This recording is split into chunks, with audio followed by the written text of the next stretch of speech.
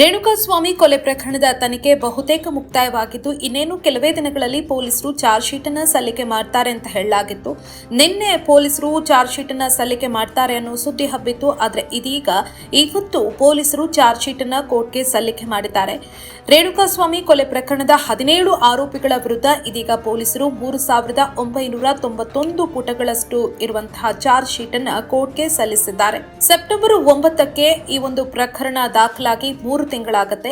ಯಾವುದೇ ಒಂದು ಪ್ರಕರಣ ದಾಖಲಾದ 90 ದಿನಗಳ ಒಳಗಾಗಿ ಪೊಲೀಸರು ಕೋರ್ಟ್ಗೆ ಚಾರ್ಜ್ ಶೀಟ್ ಅನ್ನು ಸಲ್ಲಿಕೆ ಮಾಡಬೇಕಾಗುತ್ತೆ. ಸೆಪ್ಟೆಂಬರ್ 9ಕ್ಕೆ ರೇಣುಕಾಸ್ವಾಮಿ ಕೊಲೆ ಪ್ರಕರಣ ದಾಖಲಾಗಿ 90 ದಿನಗಳಾಗುತ್ತೆ. ಹಾಗಾಗಿ ಅದರ ಮೊದಲೇ ಪೊಲೀಸರು ಚಾರ್ಜ್ ಶೀಟ್ ಅನ್ನು ಸಲ್ಲಿಕೆ ಮಾಡಬೇಕಾಗಿತ್ತು. ಅದರಂತೆ ಇವತ್ತು ಪೊಲೀಸರು ಚಾರ್ಜ್ ಶೀಟ್ ಅನ್ನು ಸಲ್ಲಿಕೆ ಮಾಡಿದ್ದಾರೆ. ಇನ್ನೊಂದು ಈ ಒಂದು ಪ್ರಕರಣಕ್ಕೆ ಸಂಬಂಧಪಟ್ಟಂತೆ ಸಾಕಷ್ಟು ಕುತೂಹಲ ಇದ್ದಿದ್ದು, ಈ ಪ್ರಕರಣದಲ್ಲಿ ನಟ ದರ್ಶನ್ ಅವರನ್ನ A1 ಆರೋಪಿ ಮಾಡ್ತಾರಾ ಅಂತ.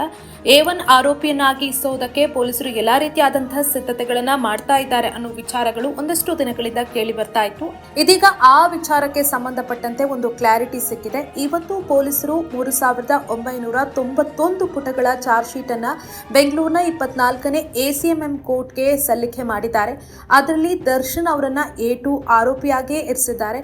ಇನ್ನು ಈ ಒಂದು ಪ್ರಕರಣದಲ್ಲಿ ಪವಿತ್ರ ಗೌಡ ಅವರನ್ನ A2 ಮಾಡಿ ದರ್ಶನ್ ಅವರನ್ನ A1 ಮಾಡ್ತಾರೆ ಅಂತ ಒಂದಷ್ಟು ವಿಚಾರಗಳು ಕಳೆದ ಕೆಲವು ದಿನಗಳಿಂದ ಕೇಳಿ ಬರ್ತಾ ಇತ್ತು. ಅದಕ್ಕಾಗಿ ಪೊಲೀಸರು ಎಲ್ಲ ರೀತಿಯಾದಂತಹ ಸಿದ್ಧತೆಗಳು ಮಾಡಿಕೊಂಡಿದ್ದಾರೆ ಅಂತ. ಆದರೆ ಆ ಎಲ್ಲ ಮಾತುಗಳೇನು ಕೇಳಿ ಬರ್ತಾ ಇತ್ತು ಅದಕ್ಕೆಲ್ಲ ಈಗ ತೆರೆ ಬಿದ್ದಿದೆ. ಈ ಒಂದು ಪ್ರಕರಣದಲ್ಲಿ ದರ್ಶನ್ ಅವರು A2 ಆರೋಪಿಯಾಗೇ ಇದ್ದಾರೆ.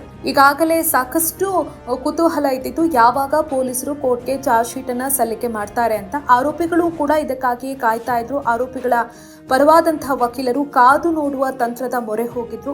ಯಾವಾಗ ಪೊಲೀಸರು ಚಾರ್ಜ್ ಶೀಟ್ ಅನ್ನ ಸಲ್ಲಿಕೆ ಮಾಡ್ತಾರೆ ಆ ಬಳಿಕ ಜಾಮೀನಿಗೆ ಅರ್ಜಿಯನ್ನ ಸಲ್ಲಿಸೋದಕ್ಕೆ ಆರೋಪಿಗಳು ಚಿಂತನೆಯನ್ನ ನಡೆಸ್ತಾ ಇದ್ರು. ಅಲ್ಲದೆ A1 ಆರೋಪಿಯಾಗಿರುವಂತಹ ದರ್ಶನ್ ಅವರು ಕೂಡ ಪೊಲೀಸರು ಯಾವಾಗ ಚಾರ್ಜ್ ಶೀಟ್ ಅನ್ನ ಸಲ್ಲಿಕೆ ಮಾಡ್ತಾರೆ ಅಂತ ಕುತೂಹಲದಿಂದ ಕಾಯ್ತಾ ಇದ್ರು.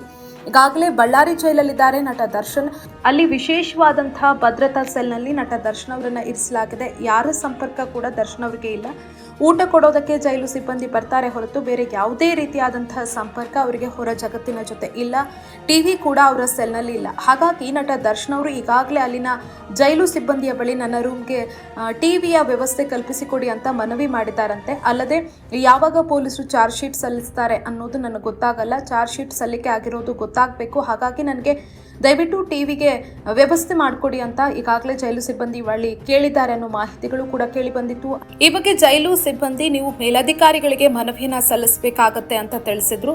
ಅದೆಲ್ಲ ಬೆಳವಣಿಗೆಗಳ ಮಧ್ಯೆ ಇವತ್ತು ಚಾರ್ಜ್ ಶೀಟ್ ಅನ್ನ ಕೋರ್ಟ್ಗೆ ಸಲ್ಲಿಕೆ ಮಾಡಿದ್ದಾರೆ. ಈ ಒಂದು ಪ್ರಕರಣದ ತನಿಖಾಧಿಕಾರಿ ಆಗಿರುವಂತಹ ACP ಚಂದನ್ ಅವರು 24ನೇ ACMM ಕೋರ್ಟ್ಗೆ ಈಗ ಒಂದು ಚಾರ್ಜ್ ಶೀಟ್ ಅನ್ನ ಸಲ್ಲಿಕೆ ಮಾಡಿದ್ದಾರೆ. ಈ ಒಂದು ಚಾರ್ಜ್ ಶೀಟ್ ನಲ್ಲಿ ಉಲ್ಲೇಖ ಮಾಡಿರುವಂತಹ ಒಂದಷ್ಟು ವಿಚಾರಗಳ ಆಧಾರದಲ್ಲಿ ಆರೋಪಿಗಳು ಜಾಮೀನಿಗೆ ಅರ್ಜಿ ಸಲ್ಲಿಸೋದಕ್ಕೆ ಮುಂದಾಗಿದ್ದಾರೆ.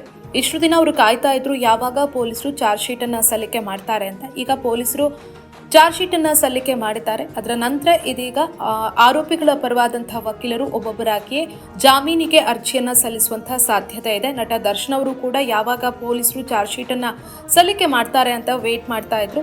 ಅವರು ಕೂಡ ಇನ್ನು ಜಾಮೀನಿಗಾಗಿ ಅರ್ಜಿ ಸಲ್ಲಿಸುವಂತಹ ಸಾಧ್ಯತೆ ಇದೆ. ಇನ್ನು ಈ ಒಂದು ಚಾರ್ಜ್ ಶೀಟ್ ನಲ್ಲಿ 200ಕ್ಕೂ ಅಧಿಕ ಸಾಕ್ಷಿಗಳ ಹೇಳಿಕೆಗಳನ್ನ ದಾಖಲಿಸಲಾಗಿದೆ ಅನ್ನೋ ಮಾಹಿತಿ ಕೂಡ ಲಭ್ಯ ಆಗಿದೆ. ಸದ್ಯಕ್ಕೆ ಪೊಲೀಸರು ಚಾರ್ಜ್ ಶೀಟ್ ಅನ್ನ ಸಲ್ಲಿಕೆ ಮಾಡಿದ್ದಾರೆ. ಈ ಚಾರ್ಜ್ ಶೀಟ್ ನಲ್ಲಿ ಯಾವೆಲ್ಲ ವಿಚಾರಗಳ ಬಗ್ಗೆ ಉಲ್ಲೇಖ ಮಾಡಿದ್ದಾರೆ ಅನ್ನೋದು ಕುತೂಹಲಕ್ಕೆ ಎಡೆ ಮಾಡಿಕೊಟ್ಟಿದೆ. ಬಹುದಿನಗಳಿಂದ ದರ್ಶನ್ ಅವರ ಅಭಿಮಾನಿಗಳಿರ್ಬೋದು, ಹಾಗೆಯೇ ಈ ಒಂದು ಪ್ರಕರಣದ ಆರೋಪಿಗಳೇನಿರ್ಬೋದು, ಎಲ್ಲರೂ ಕೂಡ ಪೊಲೀಸರು ಯಾವಾಗ ಚಾರ್ಜ್ ಶೀಟ್ ಅನ್ನ ಸಲ್ಲಿಕೆ ಮಾಡ್ತಾರೆ ಅಂತ ಕಾಯ್ತಾ ಇದ್ರು. ಇದೀಗ ಆ ದಿನ ಬಂದಿದೆ. ಅಂತಿಮವಾಗಿ ಪೊಲೀಸರು ಕೋರ್ಟ್ಗೆ ಚಾರ್ಜ್ ಶೀಟ್ ಅನ್ನ ಸಲ್ಲಿಕೆ ಮಾಡಿದ್ದಾರೆ. ಇನ್ನು ಆರೋಪಿಗಳು ಜಾಮೀನಿಗಾಗಿ ಅರ್ಜಿಯನ್ನ ಸಲ್ಲಿಸಬಹುದು.